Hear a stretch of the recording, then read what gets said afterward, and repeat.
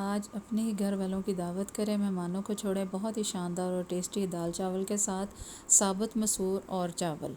झटपट और बहुत ही आसानी से बहुत ही मज़ेदार बनने वाली ये नवाबी रेसिपी बनाकर आप भी घर वालों का दिल खुश कर दें। तो बिस्मिल्लाहिर्रहमानिर्रहीम, अस्सलाम वालेकुम। कैसे हैं जी आप सब? आई होप सब ठीक ठाक होंगे, खुश होंगे। सबसे पहले आज की बात, अल्लाह तबारक ताला रिज़्क़ के दरवाज़े खोले तो दस्तरखान लंबे कर लें, दीवारें नहीं। अल्लाह ताला आपको और मुझे अमल की तौफ़ीक अता फ़रमाए, आमीन। तो जनाब चलते हैं रेसिपी की जानिब। बिस्मिल्लाहिर्रहमानिर्रहीम।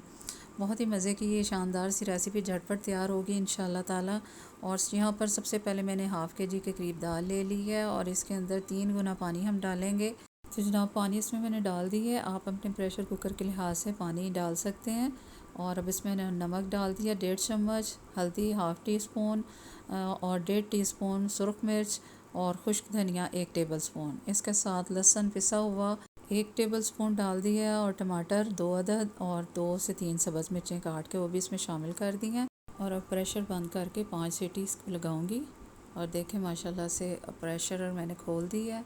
5 सीटियाँ लगने के बाद बहुत ही ज़बरदस्त सी हमारी दाल तैयार हो गई है। गरम मसाला और सब्ज़ धनिया मैंने छिड़क दिया है इसके ऊपर। और अब इसको तड़का लगा के तो इसके ऊपर डाल देंगे। और तड़के के लिए मैंने यहाँ पर लहसुन काट लिया है, उसके अंदर राई दाना और थोड़ा सा ज़ीरा, इन तीनों चीज़ों का मैं तड़का लगाऊंगी।